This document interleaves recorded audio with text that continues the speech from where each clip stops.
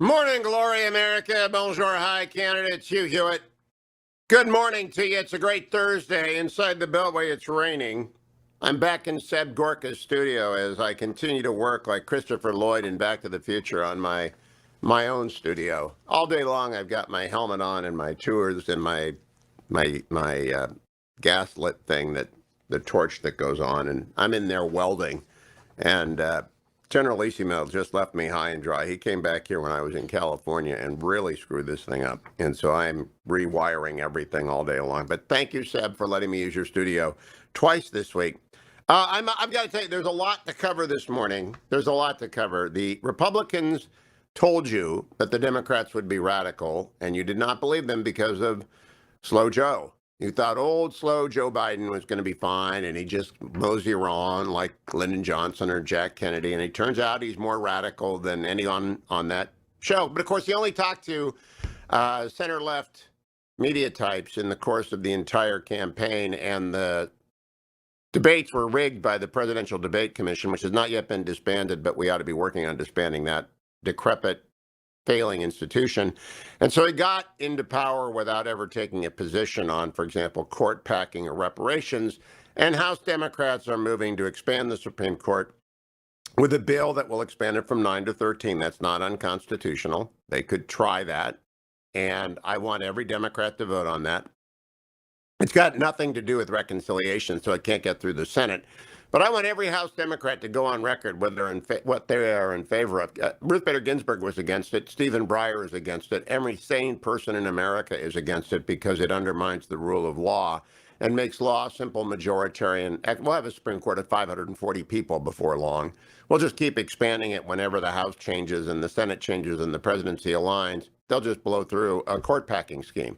It's never happened in the United States before. But these are radical Democrats. Nancy Pelosi's a radical. Joe Biden is a radical, though he's old, slow Joe.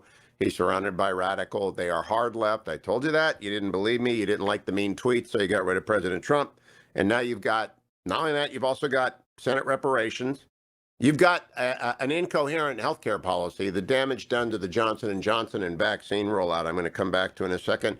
And you've got give up and run away in Afghanistan. Now, there is a legitimate difference of opinion on how many people we should have left there and what we should have had at Bagram. Fortress Bagram would have been fine. Air support would have been fine for the Afghan National Police and the Afghan Army. But we're just up and leaving. I saw former National Security Advisor O'Brien on with Larry Kudlow yesterday supporting the decision. I'm not sure about the timeline and certainly not the symbolism of quitting and running away on 9/11. That one, I don't know who cooked that one up entirely. That's like somebody who was anti-war. One of the Code Pink people must be working for Joe Biden to come up with leave on 9/11.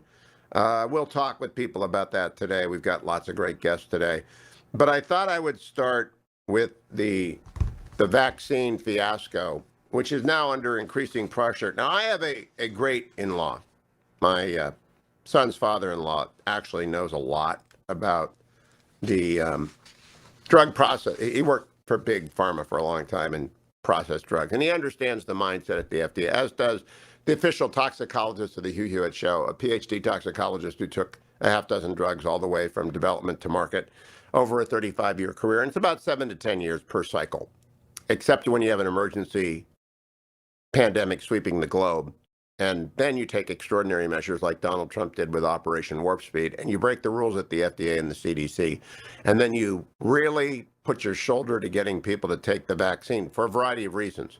Primarily, we got to get ahead of this and kill it off before it evolves, before it iterates, before it goes through changes, as all viruses do, and adapts to something that the vaccines that we have are insufficient to counter. And we're racing to get the United States vaccinated so it becomes fortress virus, and then to expand that protection to the world.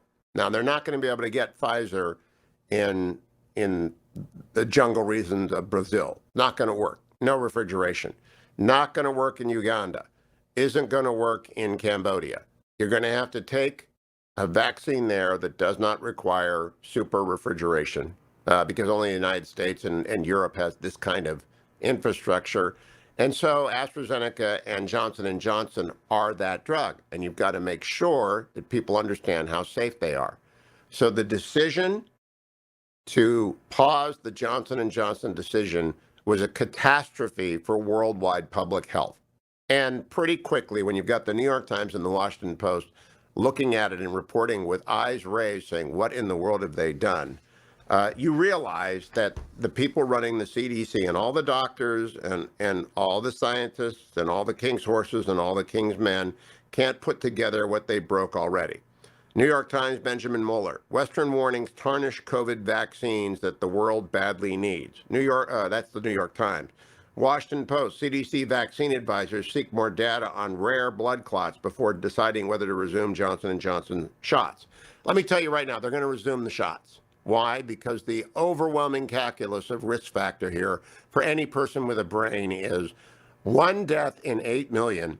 With a second person, it could be 2 deaths in 8 million, unless this person recovers, is not a reason to pause a vaccine that could kill off the variants that could kill off millions. Right? We've had millions of people die from COVID around the world. Millions of people die. Millions of people got sick. The cost of COVID is extraordinary. There isn't any debate. We need these vaccines. Thank you, Donald Trump, for doing Operation Warp Speed, doing the guaranteed purchases of Pfizer, which gave them financial guarantees, giving other people startup money, giving other people, they just threw money at it. They said, all you scientists, refocus, get it done. Operation Warp Speed worked. There are 4 vaccines in the world, 5 if you count the Russia. And props to the Russian scientists and Vladimir Putin for getting that done. Anthony Fauci said on this show, it looks good. The science looks good. Now, New York Times, amid a deep residue of mistrust, American and European cautions on AstraZeneca and Johnson & Johnson risk igniting anti-vaccine fervor in countries that can't afford to be particular. They're not particular. This is not a dangerous drug. This is not. It just isn't. That's crazy to think. They have no idea of risk. So they got the FDA panel together yesterday, according to the Washington Post, and they studied and they said, we'll get back to you. We'll get back to you. They had 7 women between the ages of 18 and 14 developed thrombotic symptoms, most often headaches, 6 to 13 days after vaccination. 1 vaccine recipient, a Virginian woman, tragically died in March. Another is in critical condition. 2 have been discharged. 3 remain in the hospital. So we've had 2 out of 8 million. 2 out of 8 million. Those aren't lottery shots. Those are not even lottery odds.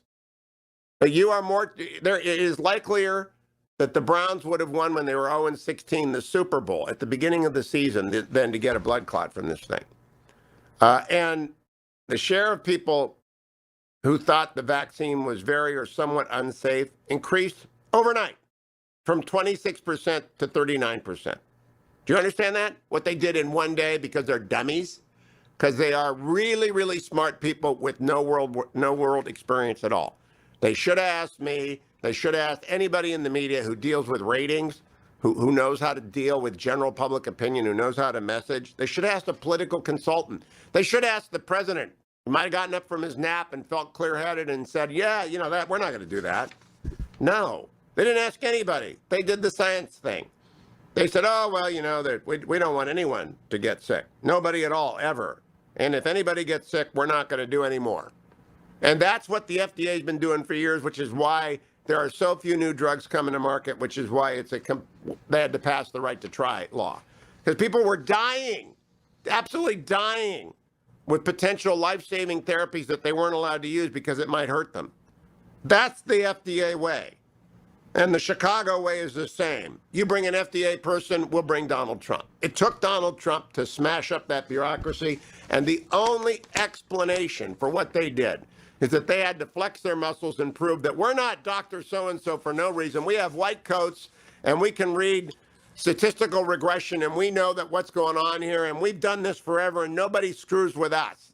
So they pushed back, and they screwed up the world completely.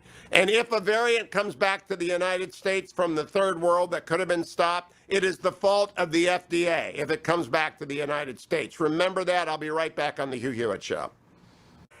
Lots of liberals and lefties when I was an undergraduate years and years ago. And one of them was a guy named John Relman, wonderful lawyer. And then I go to law school at Michigan 2 years later. John was a year behind me at Harvard. and I took 2 years off and went to work for Richard Nixon. And I don't know where John went, but it could have been the Soviet Union. And he's not a radical or anything, he's just lefty.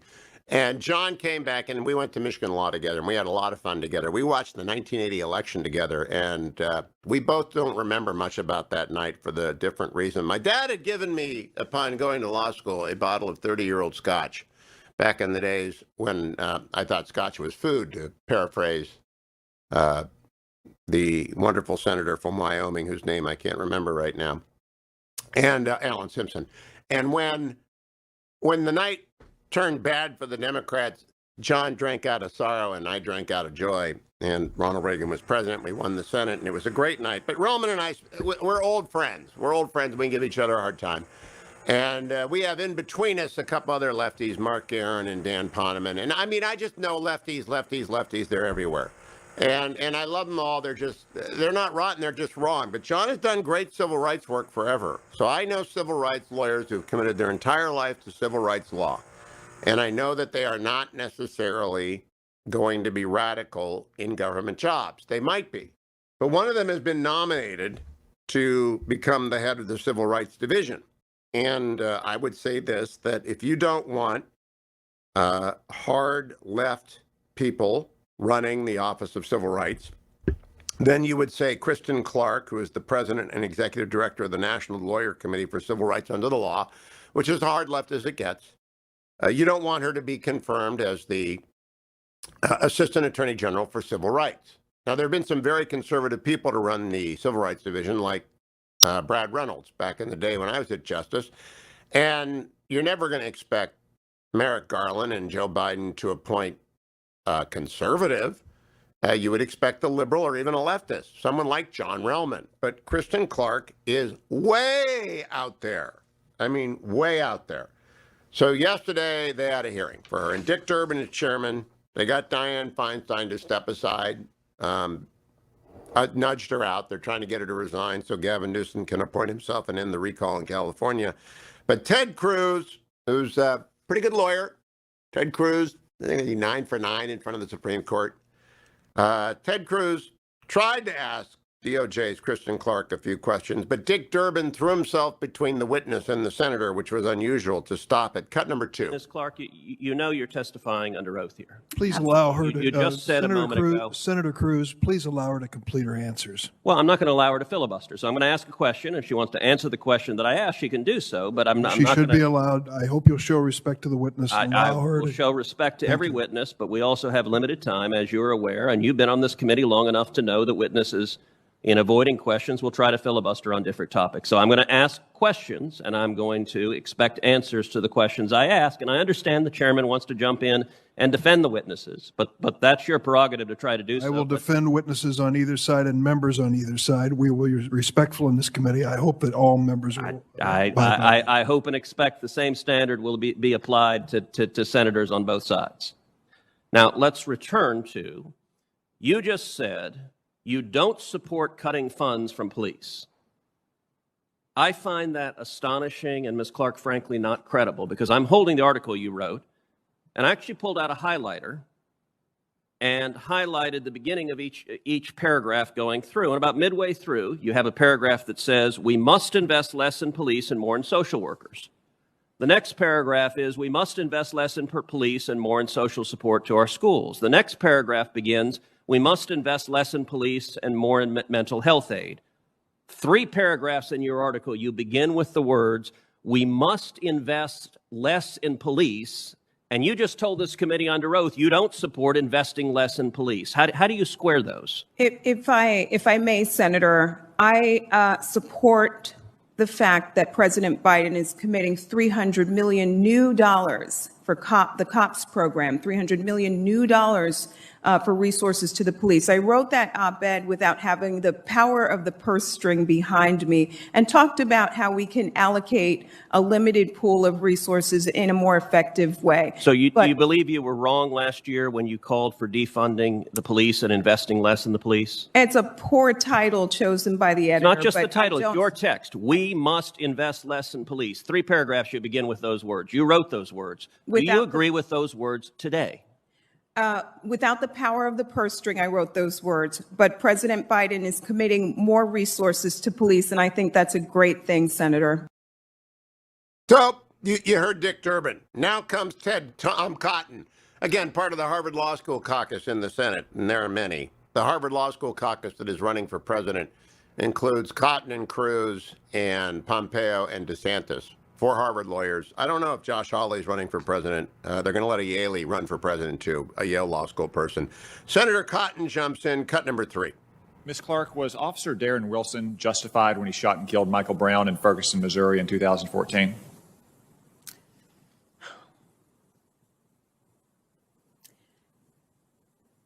So there is a trial underway right now, Senator, and I, like millions of people, am sitting back and watching the trial as it plays out, and am prepared to accept the verdict of the jury. In November of 2020, just a few months ago, that was not exactly what you said. You said that on this day, a grand jury chose not to indict Darren Wilson for the killing of Michael Brown. It's a powerful reminder of why we need to make clear that Black Lives Matter. We must demand that the Department of Justice resume pattern practice investigations and expand prosecutions involving police shootings. I would also point out that Eric Holder's Department of Justice in March 2015 conducted an extensive review of Officer Darren Wilson's conduct and concluded that it did not support the filing of criminal charges. They issued an 87-page report that was done under the watch of your fellow nominee, Vanita Gupta, I might add. In fact, there have been 3 separate investigations that have cleared Officer Wilson of wrongdoing. And just last year, however, just last year in June, you sent a letter to Congress in which you described the Michael Brown case as, quote, prosecutorial decisions not to indict police because of impenetrable qualified immunity for police and acquittals based on racism, end quote.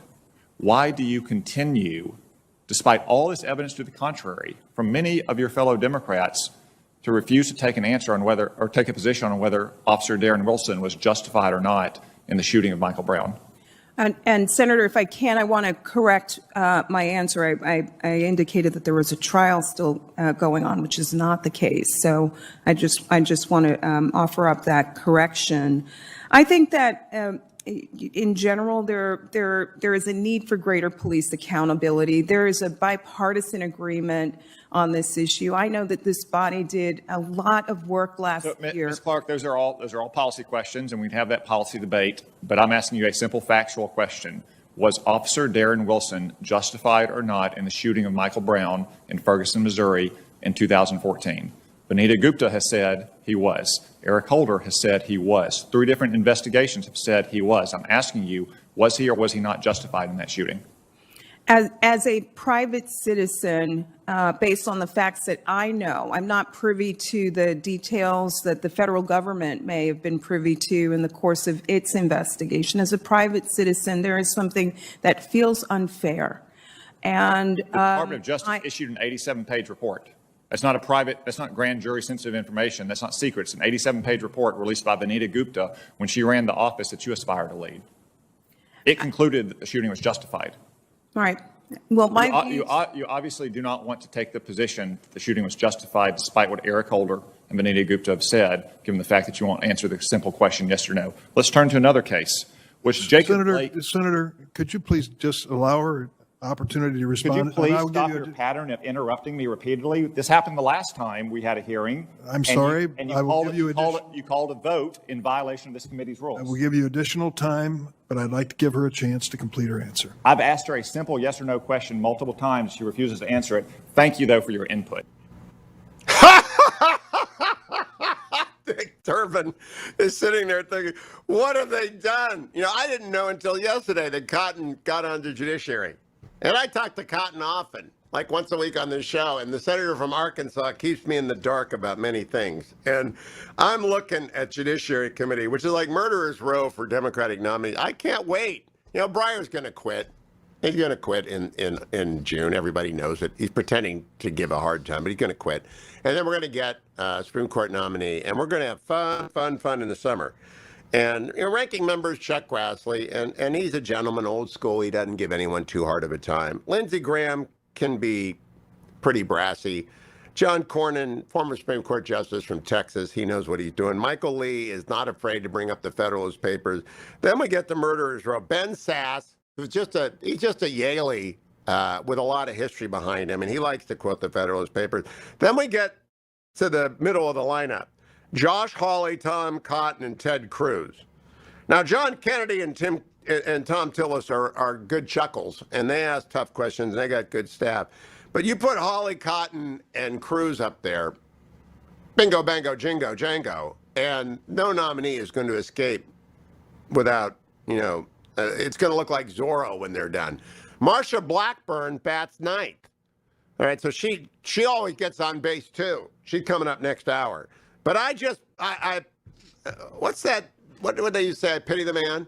I pity the man. I pity the fool. Yeah, remember Mr. T? I pity the fool. Mr. T. I pity the fool. That's got to go into the Judiciary Committee. When did Cotton get on the Judiciary Committee? That is freaking hilarious. I love that. He's on Senate Intel and Armed Services. He's got the best committee. I think Mitch is trying to keep him in the Senate and trying to persuade him not to run for president. Now, I've told everyone my informal ranking is there's a top tier of 4 people. Cotton, DeSantis, and Pompeo, the Harvard lawyers, and then Chris Christie, the New Jersey brawler. That's my unofficial top tier for 2024. And they're all buddies, right? They're all buddies. I mean, Christie's an outsider. Christie just brings roundhouse after roundhouse. He beats up on Rahm Emanuel. If that was a fight, they'd stop it every weekend, too, on ABC News. And I'm just looking forward to 2024. We'll get through this. We're not going to pack the Supreme Court. We're not going to raise taxes through the ceiling. We're not, it's already broken. The Democrats are down to 2 people in the House. They'll get back up to 5 eventually, but they're going to break apart as they get close to 2022 and the redistricting comes through. And they are going to be worried about getting wiped out, which is what's going to happen to them. And they're going to start hiding from Nancy Pelosi, who's done. She's finished. She's out of here. Joe Biden doesn't know what day it is when it comes to the election, how long away it is. So he keeps saying crazy stuff. My gosh, the Judiciary Committee is going to be a lot of fun. Welcome back, America. Whether you know it or not, today is Independence Day in the great state of Israel. I'm joined by Dr. Michael Oren from Israel. Happy Independence Day to you, Dr. Oren, which I just found out follows Memorial Day, and I didn't know that. And so a happy Memorial Day, too. I was touched by some of the ceremonies I saw at the Times for Israel, but this is a big week for you guys. It's a strange custom, but it's one that no Israeli wants to change. So what is it? We go into a Memorial Day. Memorial Day in Israel is not like a Memorial Day in the United States. There's no barbecues. There's no sales. Everyone goes into profound, poignant mourning for 24 hours. There's no programming on TV except programs about fallen soldiers, victims of terror, and many ceremonies. And we stand for a siren and memorial twice. And then as the sun goes down, and, in Jewish tradition, the next day begins when the sun goes down, you begin celebrating. You go from profound mourning to joy. And what can I say? It's extraordinary. And, Israel is 73 years old. We have a lot to be happy about. We've just come out of Corona. We're the first, fully vaccinated and herd immune country in the world. And yes, our political situation is in a total morass. But other than that, it's looking good. Yeah, Dr. Oren, I was thinking about this last night. Patriotism in Israel is genuine. Political anger is genuine. The media is genuine. I know there's a lot of backroom stuff going on. I want you to fill me in on that. But I do think it's more genuine than the American media state. Now, I don't live bathed in Israeli media, so I don't know if you have the fake news, real news argument. I don't know if you've got left, right, and center media. I don't know if you're just worn out by the media wars as we are in the United States. But it just seems a whole lot more authentic. I don't think I'm qualified for Aliyah. My wife is. She can make Aliyah. Can I come with her? Am I allowed to do that if she makes Aliyah? You are. Okay. It's just checking. It's a whole different thing. There's a poll taken every year, an international poll. What are the most patriotic countries in the world? And there's always 2 countries that come out totally on top. One is the United States of America, and the other is the state of Israel. Though Israel tends to edge out of the United States in the question, is your country worth fighting for? Interestingly, we come out number 1 on that. And we have protests here, a big protest. But in the protests, people don't burn the Israeli flag. People fly the Israeli flag. So the protests are also an act of patriotism here. And I think that's a different, certainly from the America we saw last summer. No, I can read Israeli history. It's only 73 years old, unless you count the Zionist movement, but I can read it all day long. Fill me in. Bennett and Netanyahu are behind closed doors a lot. They need Ra'am to at least let them organize. There's some of the Orthodox who say not now, not ever, never. What's going on? What's the gossip? The gossip is that nothing much going to happen coalition-wise. It's because one of the coalition partners, party headed by this gentleman with the unpronounceable name of Bezalel Smotrich, he's a little bit to the right of Bennett. His party took an internal poll, and they decided they would not sit with the Muslim extremists of Ra'am. So that basically throws the whole system into sort of a deadlock. And now the scuttlebutt is that Netanyahu is maneuvering to get himself elected president of Israel, because the current president, Ruby Rivlin, is concluding his term. It's a 7-year term. And, I bet a year ago, if he would have asked most Israelis on the left if they would have voted for Bibi to be president, they would have said yes, just to get him out of politics. Now, I'm not so certain. Why? Because the presidency has a lot of respect here. It's like the German presidency. It's a ceremonial job. It's a job that's meant to unite Israelis, not divide Israelis. It's not supposed to be political. And the sense is that Netanyahu will be very, very political, even more so than Shimon Peres. And then he's still facing these corruption charges, and what it will look like for the state of Israel to have his president in court several times a week. All right, now I also read, because again, I read obsessively about this because it's like Game of Thrones without the bloodshed. We've got, it is, it's just wonderful. We've got the idea that Saar could be made president, and then that would lose, what's it, New Hope? And then you got 6 free agents running around. What about that? That's a possibility, too. That it has been vetted. It's been, raised the possibility to make Saar the president. He'd be a very, very good president, by the way. He would be a uniting figure. There's all this different arithmetic. At the end of the day, if it doesn't come through, we go to another round of elections, and we'll keep going along with elections, I think, as long as Benjamin Netanyahu is the head of the Likud party. So here's my American view of this. I just don't get it. I am a right-winger. I've been a right-winger my whole life. I say that proudly, and they say that proudly in Israel. It means I'm right of center, not crazy. I'm just a right-winger. You got all these right-wingers. You want a right-wing government. You can do free enterprise. You can reform the judiciary. You can get all this stuff done. If somebody swallows their pride and gets the hell out of the way, is that going to happen? Yeah, it's not necessarily a matter of pride. In the case of, say, Smotrich not willing to sit with Islamic extremists. That's right. That's not a matter of pride. That's a matter of ideology. That's not a matter of pride. Yeah. It's interesting. I think I mentioned on last week's program, yes. About a week and a half ago, a Palestinian Israeli Arab who had killed an Israeli soldier 35 years ago was released from prison. He went back to his village and was hailed as a hero coming home. And members of this Ra'am extremist party were there to hug him. Now, you can't say to a lot of Israelis, hey, you want to sit in the government with these people? It's very difficult. That's not ego. That's substance. And, but what about the right-wingers? Saar and Bennett and Netanyahu, they've got 60-plus votes. But Saar hates Bibi. I don't care. There are 8 million Israelis that need free enterprise. Honestly, next week, Oren, you have to explain this to me. Dr. Michael Oren, former ambassador to the United States, former deputy minister of Israel, one of our favorite guests. Thank you, Dr. Oren. Follow him on Twitter at Dr. Michael Oren. Follow me to Hour 2 of today's Hugh Hewitt Show. Morning glory, America. Bonjour, hi, candidates. Hugh Hewitt inside Castle Gorka today because the internet never works when it rains in my part of Northern Virginia. I don't know if Sung-Min Kim experiences that. She's a senior correspondent with the Washington Post covering the White House and Congress. Sung-Min, does the internet in your neighborhood just go to hell whenever it rains? Because Xfinity may be the worst. It just does. If it rains and it doesn't work, and I have to go to the high ground of Castle Gorka in Transylvania and hold forth from there. What happens to you when it rains? Does it work at the Post? Both at home and at the Post, it seems to be fine, even in hard rain, but that's got to be frustrating here. Oh, no, I'm near the river. I think the river, if the river hits a certain level, it floods Xfinity's underground bastion, and they have to flee. And I have to go to the high ground, and I don't like Castle Gorka. It's got these barricades and angry gargoyles on it, and it's just the wind whistles around the turrets at the top, and I'm up in the right tower. Hey, Sung-Min, I got to ask you, number one, did you know Tom Cotton got on Judiciary? Did anyone tell you?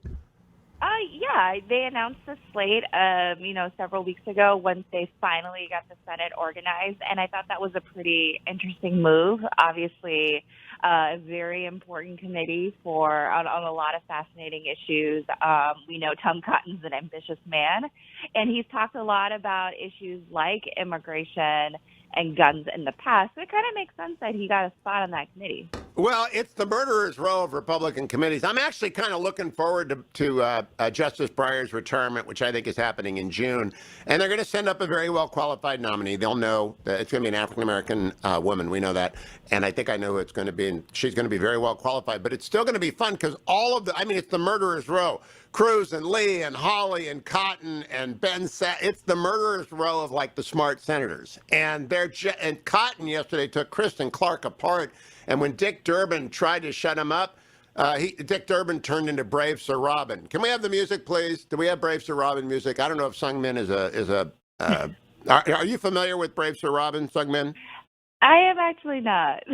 You don't know Brave Sir Robin? All right, hit the music, Adam. Oh, no, it's not ready. Honestly, did the internet take it out too? He was busy editing it. It's you've never heard this, Sung Min? I don't think so. Oh my gosh, you kids. I do not believe half of the cultural references made for people over the age of 60 are to Monty Python and the Holy Grail. Seinfeld accounts for the other half of our cultural references.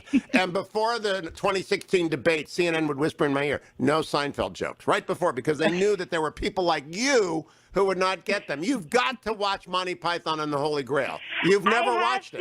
I have seen it, but I just don't remember that part. I remember kind of the other big parts. But well, Dick Durbin is Brave Sir Robin. And yesterday, Cotton took him apart after Ted Cruz took him apart. He's like a Zorro victim.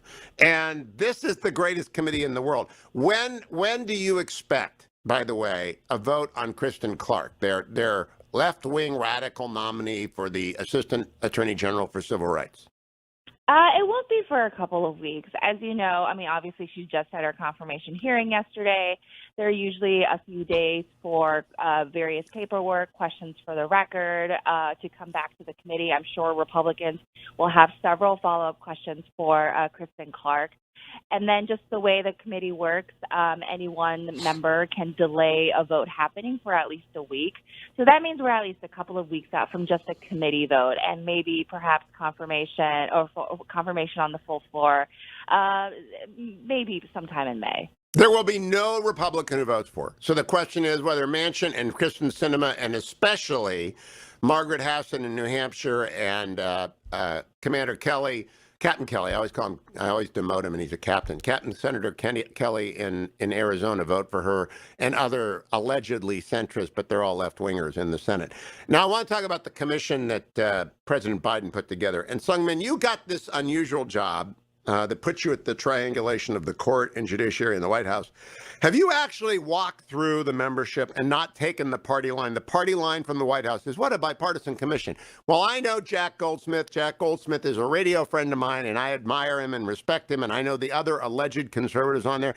It is a overwhelmingly left, and I've been teaching con law for 25 years. It is an overwhelmingly left-wing group of people. It's not even close to the center.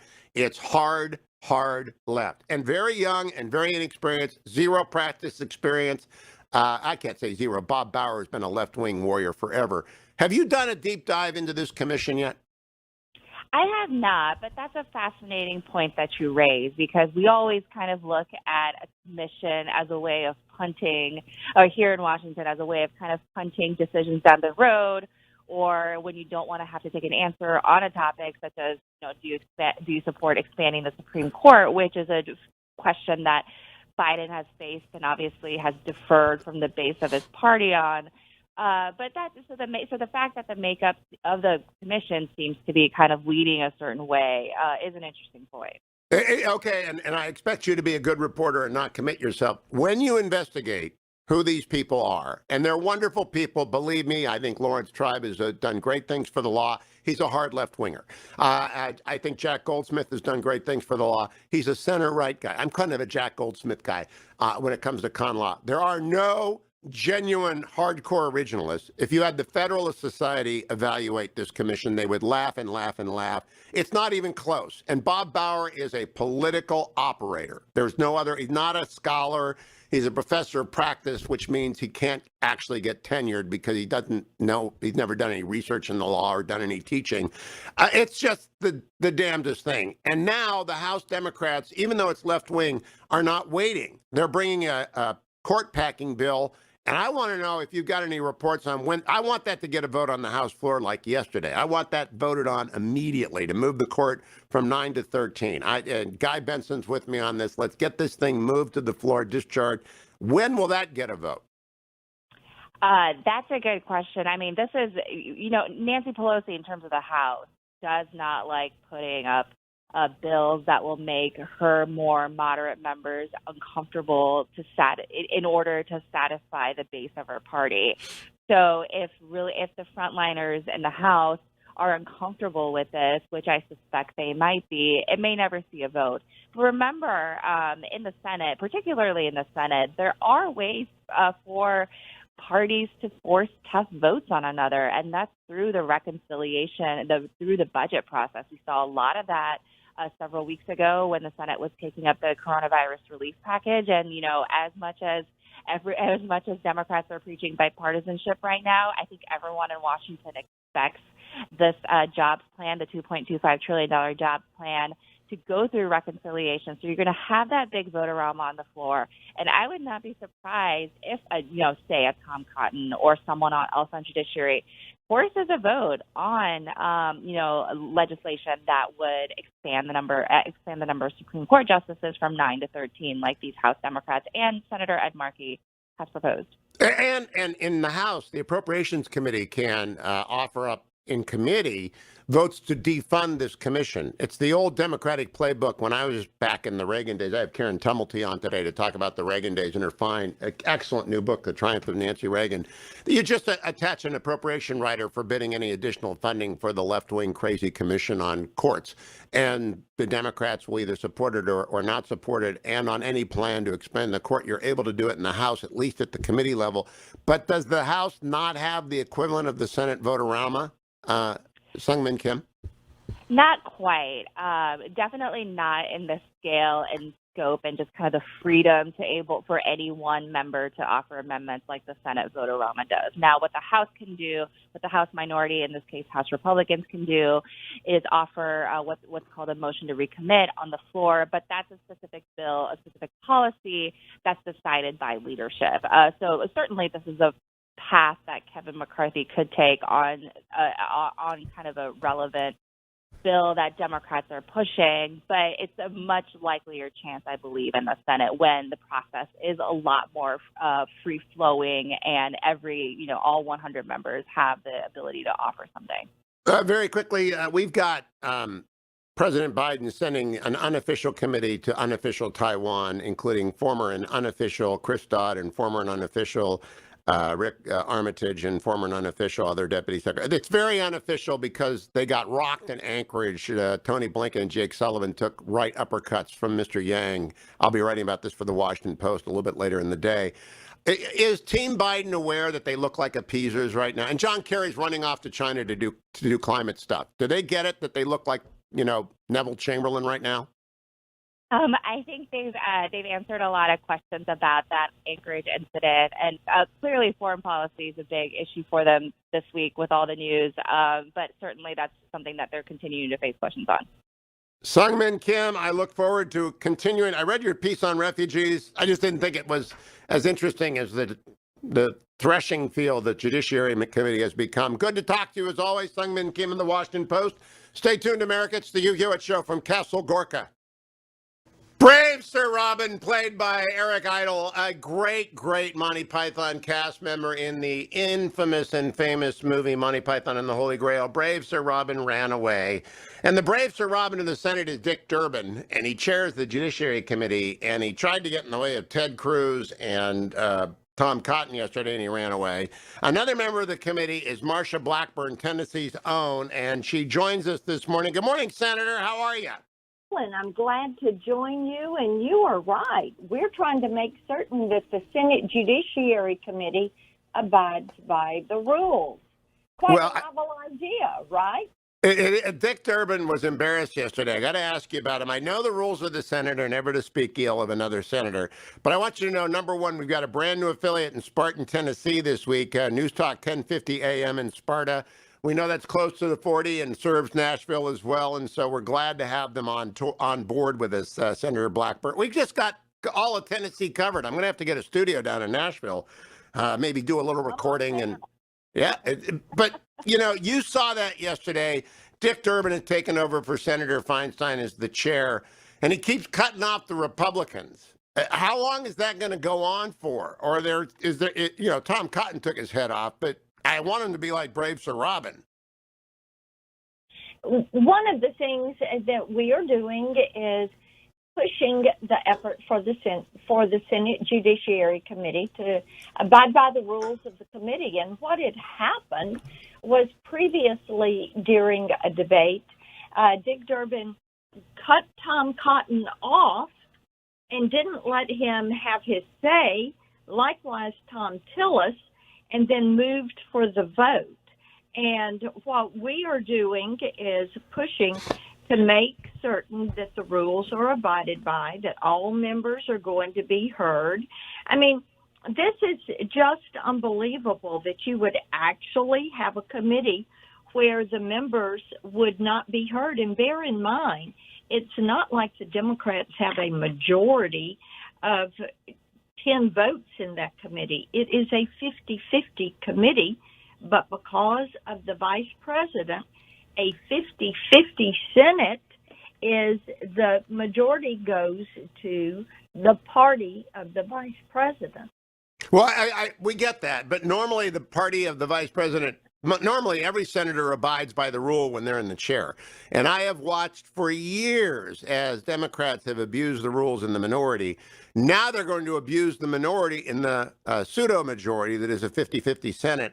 And I'm just curious whether, well, I want to get to the substance of Kristen Clarke in a second, whether or not the committee is meeting on how to organize resistance to Durbin. Because I think he'll fold. He folds like a chair.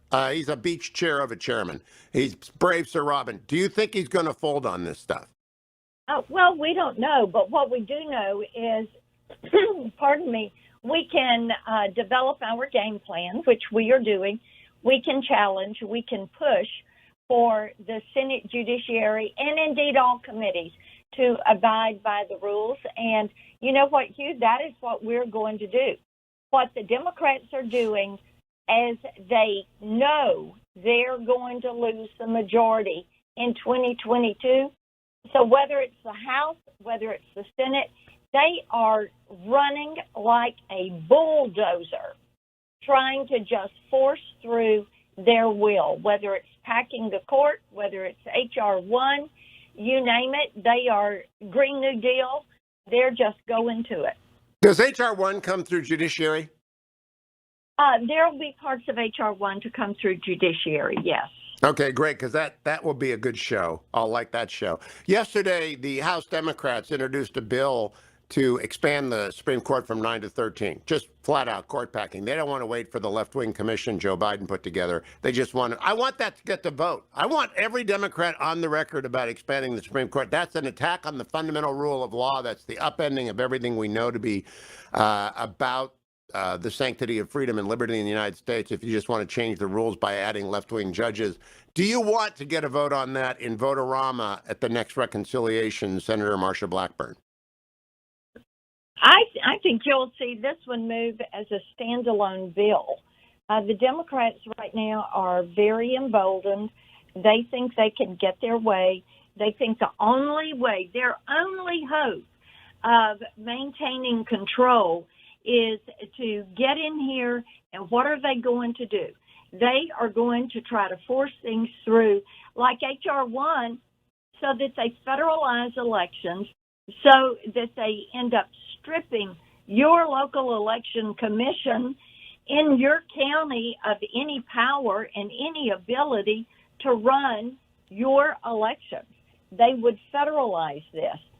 So just imagine having an entity like the IRS running elections. But let me And stick with me on court packing, because I think everybody understands court packing. HR 1 is such a ridiculous monstrosity. I don't worry about that getting through. It'll never get 60 votes, and it's not reconciliationable. It can't get. I think maybe the Supreme Court could be reconciliationable by providing the funding for for 4 new justices. I'm not sure. I'm not the Senate parliamentarian. If the vote-a-rama comes up on reconciliation, will you offer an amendment to ban Supreme Court packing? Because I would like to see, and you're going to have another vote-a-rama, I would like to see every Democratic senator on the record on that. Well, and we'll have our game plan. We will move forward with blocking them. Of course, the last vote-a-rama that we had, what did they end up doing? They stripped out the amendments, and then they went back to their original bill. And Schumer is already saying that is what they're going to do. And of course, what they're doing, Q, we all say elections have consequences, but this is election means punishment. And what they're trying to do is punish the American people, punish conservatives. And when it comes to court packing, they do not want an equal justice court. And that is one thing that your listeners need to bear in mind. This is not about equal justice. This is about, we want to nail you and all conservatives to the wall. And if you do not submit and if you do not conform, we're going to beat the hell out of you. Well, I agree with that. That's the message. Loud and clear, that's the message. Now, Senator, I've got a petition over at hughhewitt.com to support election integrity and stand with Georgia. And now that Major League Baseball is a blue sport and Delta Airlines is a blue airline and Coca-Cola is a Democratic blue soft drink, we want people to recognize the Georgia law was a good law. It was a voter integrity law. It was balanced. It was fair. It was well thought out. There was a lot of debate. There was a lot of input. It's a fine law, and Democrats are running a propaganda war against it. Do you stand with Georgia and what they did? Do you think what they did was good state-driven voter reform? Yes, I think that what Georgia did was to take the steps to make certain that everyone has the opportunity to vote and that all legal votes are counted and included in the process, and that votes that are not legally cast is something that is not going to be counted, because we want each person to have their vote and for that vote to be counted. And Hugh, when you look at what happened with Georgia, the clarity that they brought to cleaning up their law, something that they should have done on the front end, not the back end. And then you had, the word is Stacey Abrams kind of led the push to get this out, get the All-Star game out of Georgia and started this. Look at what she is doing to the people of the great state of Georgia. Now, Major League Baseball decided to become a Democratic operative. Okay, so Rob Manfred, their commissioner, decided to line up with the Democrats and make it a Democratic sport. They have an antitrust exemption by act of Congress. I want that revoked. Ted Cruz has brought a bill to do so. That bill. Yeah, there are several of us that are on that bill, yes. And so when does that get a hearing? And because the Democrats don't believe in cartels, they should support you. Right. They should support you in getting rid of Major League Baseball's antitrust exemption. Have you had any Democrat co-signers on the bill? No, we have not. Did you ask them? Well, they're always welcome. We would love to have bills that are going to be bipartisan bills moving forward. And there is an opportunity for them to join us on that, just as there is an opportunity for them to join some of my legislation dealing with online privacy and with Section 230. The Democrats are welcome to put the focus on good governance. We would hope that they would come to their senses and realize what these companies have done is wrong. Georgia was right to clean up their election laws. They were embarrassed by what transpired in the 2020 elections. Other states are cleaning up their election laws. So now what are these companies going to do?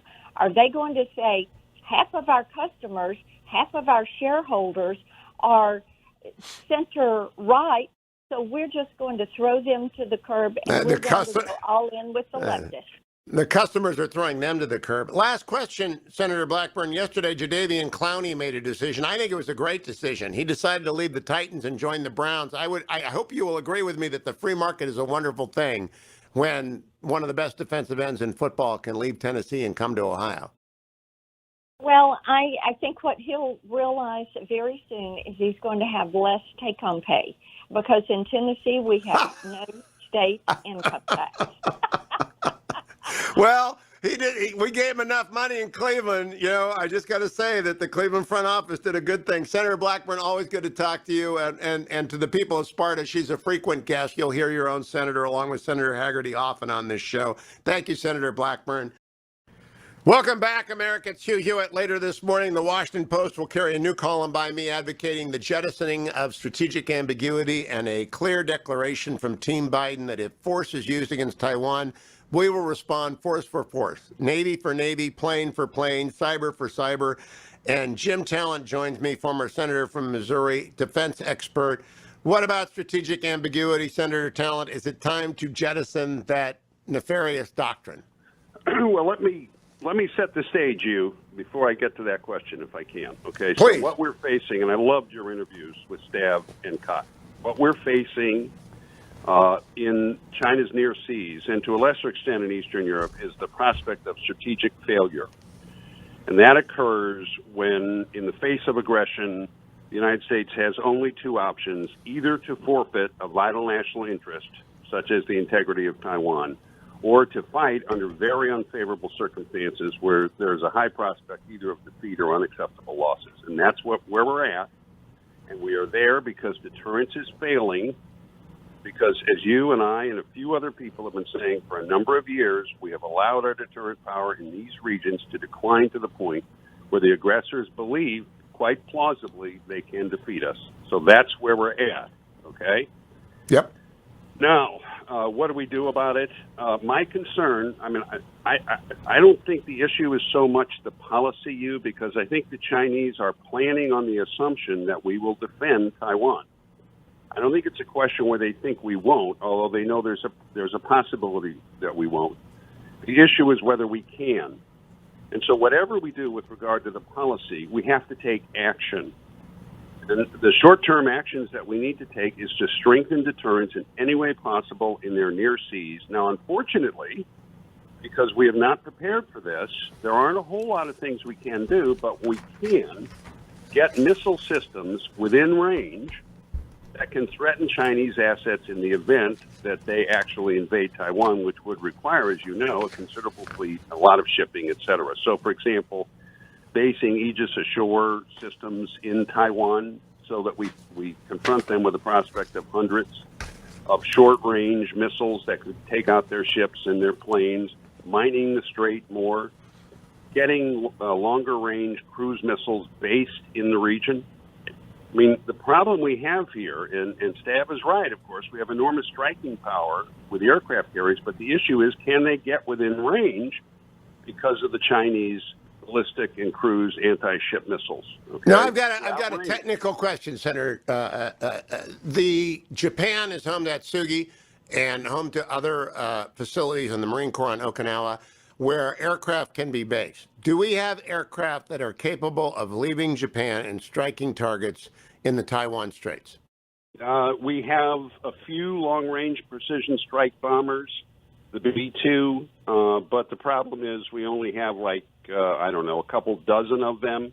Some of them aren't ready at any given time, and my understanding is their ordnance is not the kind of ordnance that we need to be able to be effective in that kind of a fight. You get into technical issues, just write that question down for Stav.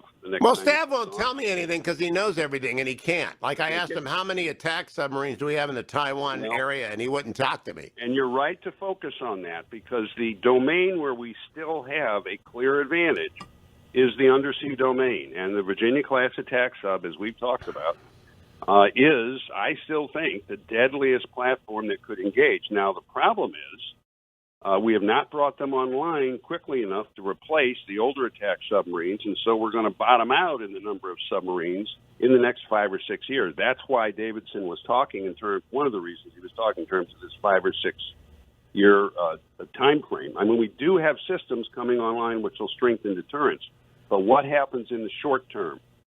And, well, you're our mutual friend, Dr. Hendricks, Captain Hendricks, who wrote the book To Provide and Maintain, talked to me this week and told me, and the other problem, we got no place to service these subs on the West Coast. Mare Island ought to be revitalized, rebuilt in the reconstruction of the infrastructure bill so that submarines that need refurbishing, and indeed, you could build them there too if you want. We don't build them there right now. You could pour enough money into Mare Island in California, maybe get the blue senators to vote for it. We just can't keep them at sea forever, and they got to be, I guess they're very fast and they're very lethal, but eventually they got to come home, right? Yeah, exactly. So we don't have the infrastructure of deterrence either. Now, you take Eastern Europe, and you're right, Putin and the Chinese are coordinating, okay? So when I did the QDR strategic review panel, the second one in 2014, we talked to the Department of Defense at the time. This was when Putin was really ramping all this stuff up. And RAND has done studies on this. If we could base 5 or 6 brigades someplace in Eastern Europe, with a couple of hundred tanks and a supporting infrastructure, we would put paid to what Putin is thinking about doing and threatening to do. I mean, that would largely be the deterrent, but the Army isn't big enough. We don't have 25,000 men. Now, how can a nation of 330 million people, with the kind of interests we have around the world, and given what's at stake if we get an escalating armed conflict, not have the men to be able to do that? Well, it's because of exactly what you and I have been complaining about for the last 15 years. And we will continue to complain about it. Appeasement does not work. We have an impeachment administration right now, and I'll be writing about that in the Washington Post today. Jim Talent is on Twitter. Follow him from the Bipartisan Policy Center. Follow everything he says on defense, and hopefully Team Biden will follow his lead. Stay tuned, America. Hour number 3 of the Hugh Hewitt Show. Straight ahead. Morning glory, America. Bonjour, hi, Canada. Hugh Hewitt inside the Beltway, but I had to retreat from my studio because Xfinity, it always shorts out whenever it rains, and I'm near the river, so I had to retreat to Castle Gorka. So I'm up on the high ground at Castle Gorka this morning, but pleased to welcome back the GOP whip in the House of Representatives, Steve Scalise from the great state of Louisiana. Representative Scalise, welcome back to the Hugh Hewitt Show. It's great to be back with you. I hope you're doing well. I'm doing great. We're getting close to the draft, and as you may know, the Cleveland Browns have made a specialty of getting LSU Tigers. We've got, Odell Beckham Jr. and Grant Delpit. We got other LSU Tigers. I'm looking, all you got are wide receivers. We need DBs. I'm not sure we're going to have a Tiger drafted to the Browns this year. It'll be a first for a while, but, you've done well with it. You go down the road in Cincinnati, they got Joe Burrow. So, look, we're going to have a few more Tigers drafted. Saints need a few upgrades too, but we're going to be a Super Bowl contender this year. Okay. Steve Scalise is... You heard it from yeah, right. I will write that down, and I'll say I'm not going to Vegas with that one. Let's hope you've got better information on the House court packing bill. Look, this is my favorite bill of the year. I want this to get a vote tomorrow. Democrats introduced legislation yesterday to pack the Supreme Court, to expand it from 9 to 13. The single most radical bill in the House of Representatives since before the Civil War. It is that radical. And I want it to get a vote. Steve Scalise, can you help it get a vote in a hurry? Let's push them to go on the record on all this stuff. Look, when you talk about radical, all that Speaker Pelosi has done this whole year is move a radical socialist agenda. And you've got every Democrat, almost single across the board, every Democrat voting, for rewriting our national voting laws to ban states from showing ID, to mandate same-day voter registration, things that would guarantee voter fraud in every state, to turn the United States into California. In terms of voting. I don't think that's where America is. They're getting ready to go raise taxes on everybody. The idea that, don't worry, just the millionaires and billionaires are going to pay. Does anybody really believe that when the guy who's chairman of the Senate Budget Committee writing the bill is named Bernie Sanders? Do you really think you're not going to pay more on your utility bill? You're absolutely $50,000 a year hardworking family is going to pay more in taxes if Democrats get their way. I want to come back to court packing in a second, but you reminded me yesterday I was talking to the president of the Job Creators Network, which is the best small business organization in America, Alfredo Ortiz. And Alfredo and I were talking about stepped up basis because I'm urging him to make this a focal point. It's not a millionaire's provision. It's a small business provision. It protects family farms and family car washes and family restaurants, and it protects success. And the Democrats want to get rid of stepped up basis. Steve Scalise, do you think the Republicans can explain to America how radical the elimination of stepped up basis, even when a company with $1 million exemption, is? Well, you know, if you go back to the death tax, when it was branded as the death tax, people got that. And look, it's how you explain it to people. When they think somebody else might pay the tax, sometimes people might in a poll say they might be okay with it. People innately know they're going to pay these tax hikes. Every working class family, no one will be immune from Biden and Pelosi's radical tax hikes. You know, it's like packing the court. It's like the open border policies. They are radicals, and America is still a center-right nation. And we've got to keep pointing it out. We've been highlighting this border crisis, and it's breaking through. If they try to pack the court, that will break through as an issue that people say, wait a minute, you know, President Biden, you promised to be a unifier. You still haven't even met with House Republican leadership on any issue. That's not unification. That's radicalization. And that's not where America is. Well, put your arms around stepped-up basis, because I believe America's middle class depends upon it to pass on success and hard work, and the McDonald's franchise that someone built with nothing to something, and every 7-Eleven out there, it is a crushing tax to eliminate stepped-up basis. Well, it's like subchapter S's. I mean, if you're a pass-through company, people might not, you know, they might have to talk to their accountant to know what that means. But if you look on paper like you're a multimillionaire, but really you're running your business through as a subchapter S, which many small businesses do, you personally aren't a millionaire. You just happen to hire a lot of people, and that all shows up on your personal income tax. You raise that person's rate, they're going to have to reduce their business. They might have to lay workers off. They won't be able to give a Christmas bonus like they did last year. It has devastating impacts on working families. 100% correct. With the tax code. And if you get rid of stepped up basis, they have to sell that business at the death of the owner, and those families go out of business. I had a farmer from Iowa call me the first day that this was on the board. He said, that's it. I'm a 5-generation farmer. We're done. If that passes, I have to sell the farm. My kids can't do it. They're on the farm now. What we can do is let's work on a term other than stepped up basis so that people get it, like the death tax. Yeah, it's a success tax. The inheritance tax or the wealth tax, people think it's, you know, your millionaires and billionaires are getting some loophole. If you say, wait, the family farm is going to have to be sold if the owner dies who paid taxes on it, people think that's not fair. So I think we'll come up with a better terminology for stepped up basis. But if you start messing with it, you and I know it will crush jobs in America, just like the Green New Deal would, just like the Paris Accord would.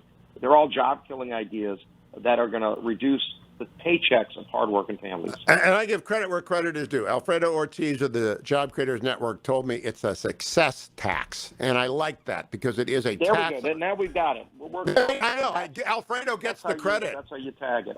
Trademark. I'll have to bring Alfredo to meet with the WHIP team. Yeah, bring him in. He's Job Creators Alliance. Now, let me talk to you about this Supreme Court packing. It is a nightmare for them. They'll get wiped out in 2022. No American wants to screw around with our rule of law. So how do we get it to a vote? Now, go into the weeds with me, Whip Scalise. This audience is smart. This audience doesn't need to have tutorials. They just need, how do you get it done? How do you get it to a vote?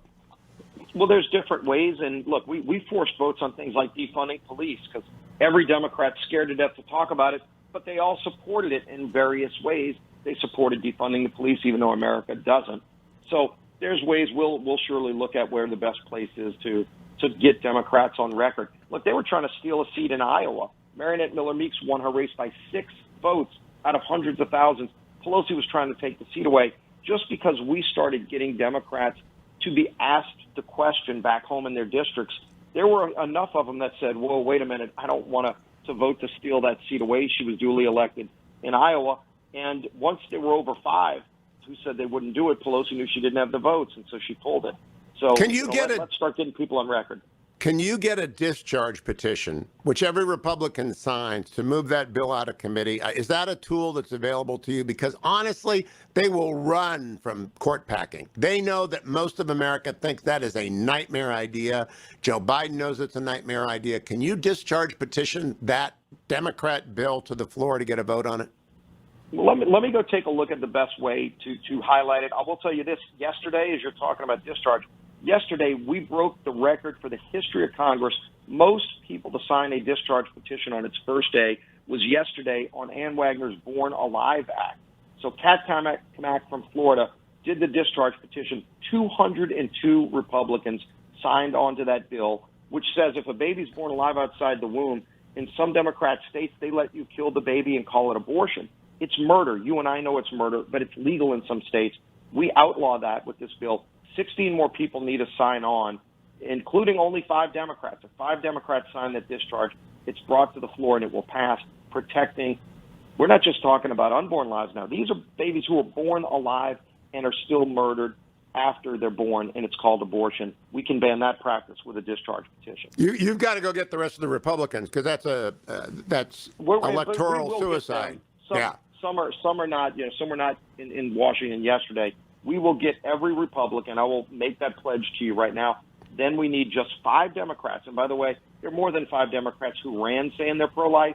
You're not pro-life if you do not sign the discharge petition on the Born Alive. I agree. But I also think if every Republican signed a discharge petition on court packing and said, let's bring it up, we'll vote against it then, Democrats are put in a corner because they'll run away from that. You know they'll hide from that, Steve Scalise. Well, now that there's an actual bill, and it's Jerry Nadler's bill, everybody knows Jerry Nadler. I love that. Now that there's a bill, we all need to start asking every Democrat, what is your position on Jerry Nadler's radical court packing bill? But okay, last question for you. Good. Last question. I can't wait to see the new lines and the new redistricting lines, because I know what the Democrats will do in Maryland and Massachusetts. They'll gerrymander, and I know Republicans will gerrymander in Texas and Florida, and that's fine. That's the way the system works. When are we going to get the numbers so that these states can go to work, Congressman? Yeah, can you believe the Biden administration's been slow walking this stuff? And I think in part it's because if the numbers came out today, New York State would lose 2 seats in Congress. California loses 1. California has never lost seats in the history of the state of California. They're going to lose a seat. New York should lose 2. If you see the numbers come out in August and New York only loses 1, which means Alabama would then lose a seat, it's because they played games with the numbers. But let's get the numbers out now. There's no reason it should delay till August or September. They're cooking the books as we speak. Steve Scalise, love having you on. I hope we get some LSU Tigers up to Cleveland again, because we're winning the Super Bowl this year. Not so sure about your Saints, but great to talk to you, Steve. Don't go anywhere, America. It's the Hugh Hewitt Show.